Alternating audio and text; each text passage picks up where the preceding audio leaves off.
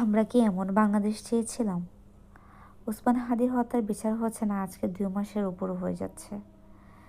শেষ পর্যন্ত তার বউকে রাস্তায় নামতে হলো। ওসমান হাদির বউ এত কনজারভেটিভ একজন মহিলা, যিনি কারো সামনে যায় না, কাউকে দেখা দেয় না, তাকে রাস্তায় বসে থাকতে হচ্ছে। এটা কতটা লজ্জার আমাদের। আমরা একটা মেয়েকে সম্মান দিতে পারছি না, তার স্বামীর হত্যার বিচার করতে পারছি না। আমাদের কতটা মানে আসলে এই কষ্ট আমি কাকে বলবো? এই কষ্ট কিভাবে বলবো? কিভাবে বোঝাবো? আমার নিজের কতটা কষ্ট হচ্ছে। আর তার বউ, তার সন্তানের কতটা কষ্ট হবে। সন্তানকে ছেড়ে রাস্তায় এসে নেমেছে উনি। আর ডক্টর ইউনূস এই ছোট আবদারটা না মিটিয়ে উল্টা তাদের উপর আজকে লাঠিচার্জ করেছে। এমন জাবেরকে গুলিবিদ্ধ করেছে। কতটা লজ্জার আমাদের দেশে।